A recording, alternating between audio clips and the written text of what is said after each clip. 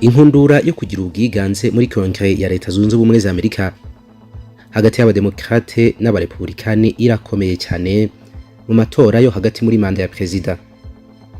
Ni amatora azaha isura politiki ya Leta Zunze Ubumwe za Amerika mbere y'amatora ya perezida ari mu myaka ibiri iri imbere.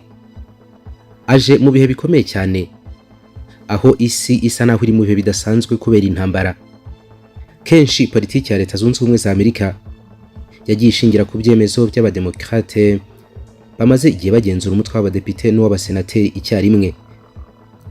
Ingingo yo gutera inkunga Ukraine n'intambara imazemo iminsi, gusura bya hato na hato Taiwan n'izindi ngingo nyinshi, zose zimaze igihe mu biganza by'Abademokrate kubera ubwiganze bwabo. Hari abasanga ibintu bishobora guhinduka cyane, Abarepublikane bakaba baganza muri Kongere y'Abanyamerika. Ibi rero bishobora kugira impinduka nyinshi cyane zirimo kwitambika inkunga ihabwa Ukraine.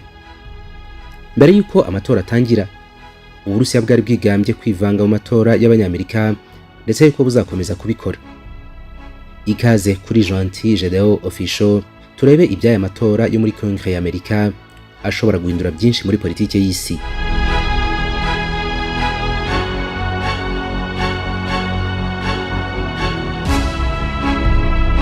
Ku munsi wo kwa kabiri mu kwezi kwa 11 nibwo Abanyamerika babyukiye mu matora y'abagize Kongere ya Leta Zunze Ubumwe za Amerika. Ni amatora abarwa hagati muri manda ya perezida. Akaba kuwa kabiri ukurikira umunsi wo kuwa mbere w'ukwezi kwa 11. Abarepublikane bafite ibyiringiro by'uko bagomba kwisubiza ubugenzuzi cyangwa ubwiganze muri Kongere y'Abanyamerika bikanyura mu gutsinda aya matora.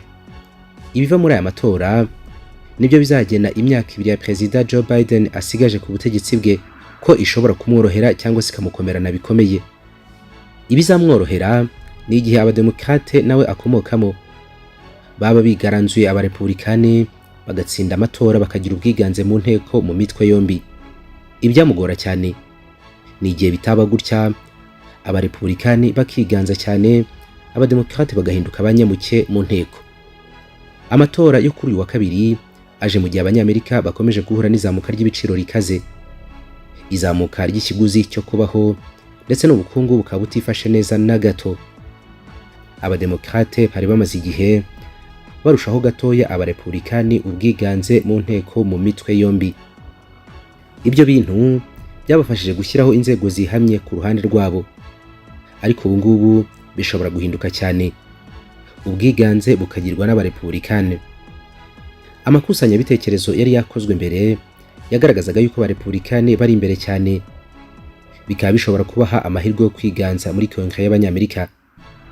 Bizaba ari inzozi mbi cyane, indoto mbi kuri Joe Biden, kubera yuko bizagorana cyane gutambutsa amategeko amwe n'amwe, cyane cyane ashingiye ku banye n'amahanga ubundi Abarepublikani batigeze bumva neza.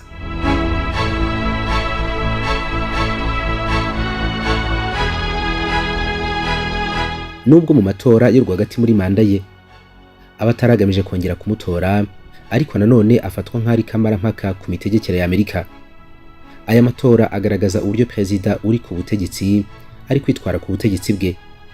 Akenshi ishyaka rye riba rifite perezida uriho rikunze kuyatsindwa kubera imyitwarire ya perezida mu bihe runaka. Biravugwa yuko Abarepublikani nibaramuka batsinze aya matora nk'uko ariho bishya bishyira, bahita bazimya ibirego birangajwe imbere n'Abademokrate bivuga ku myigaragambyo yabereye ku nzu y'inteko ishinga amategeko mu mwaka ushize, ndetse ngo bakaba batangiza n'iperereza ku butegetsi bwa Joe Biden. Kevin McCarthy ushobora kuba perezida w'inteko ishinga amategeko umutwe w'Abadepite ubwo agasimbura Nancy Pelosi, byamugira uwa kabiri ushobora gusimbura perezida mu gihe yaba atagishoboye kuyobora, ubwo agasa naho yungirije Madame Kamala Harris. Uyu rero Kevin McCarthy abajwe ku kuba perezida yatererwa icyizere cyangwa se yakorerwa impeachment, yanze kubihakana. Aya matora y'abagize inteko ishinga amategeko ya Leta Zunze Ubumwe za Amerika aba buri myaka ibiri, yahuriranye n'uko manda ya perezida igeze rwagati, yitwa midterm. Cyangwa se nanone amatora rwagati muri manda ya perezida. Kongere ya Leta Zunze Ubumwe za Amerika niyo ishyiraho amategeko y'igihugu cyose. Umutwe w'abadepite niwo ugena amategeko yo gutorera, naho Sena ya Amerika ikaba ariyo iyitambika cyangwa se ikabyemeza. Abasenateri nibo bemeza abayobozi bakuru bashyirwaho na perezida, ndetse rimwe na rimwe bakaba banabakuraho cyangwa bakabakoraho iperereza. Buri leta mu zigize Leta Zunze Ubumwe za Amerika iba ifite abasenateri babiri bayihagararira mu gihe cy'imyaka 6.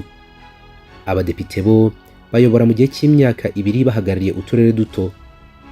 Muri ayo matora imyanya yose 430 y'abagize umutwe w'abadepite iratorerwa.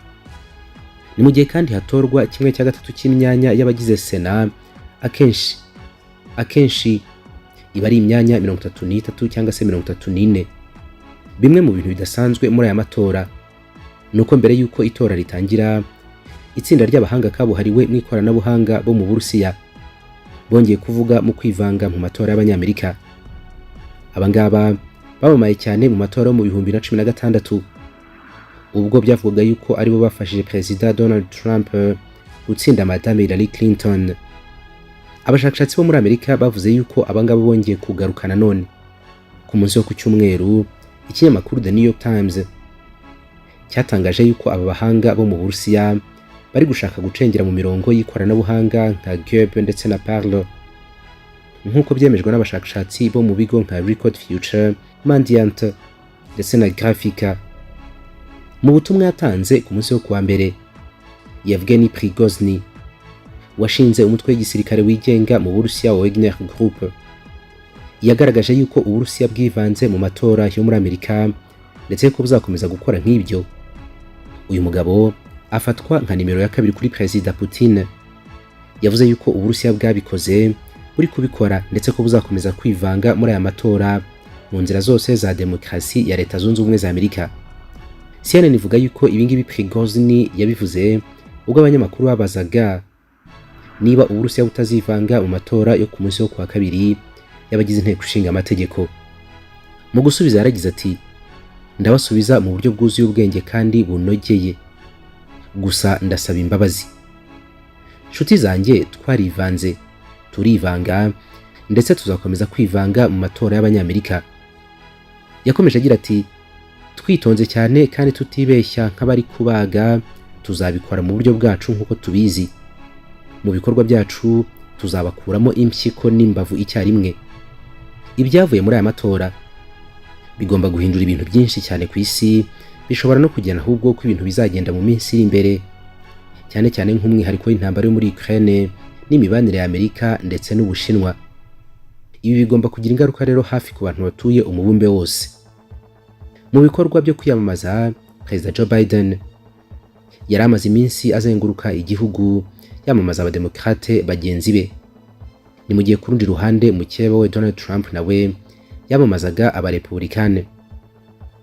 Donald Trump wabaye perezida wa Amerika hagati ya 2017 na 2020 mu cyumweru gitaha ashobora gutangaza yuko azongera kwiyamamaza kuyobora Leta Zunze Ubumwe za Amerika. Ku rundi ruhande ariko, Perezida Joe Biden wo mu ishyaka ry'abademokrate yatangaje yuko intsinzi y'abarepublikane ishobora gusubiza inyuma demokrasi.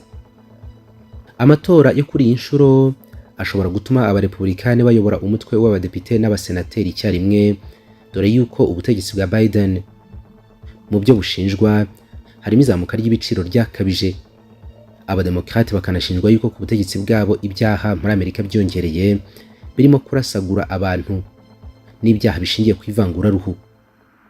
Ubwo yari yagiye gushyigikira abakandida b'abarepublikane muri Ohio, Perezida Donald Trump yavuze yuko mu cyumweru gitaha nyuma y'amatora yo muri Floride agomba gushyira ahagaragara itangazo. Benshi bagakeka yuko ari ugutangaza ko ashobora kongera kwiyamamariza kuyobora Leta Zunze Ubumwe za Amerika.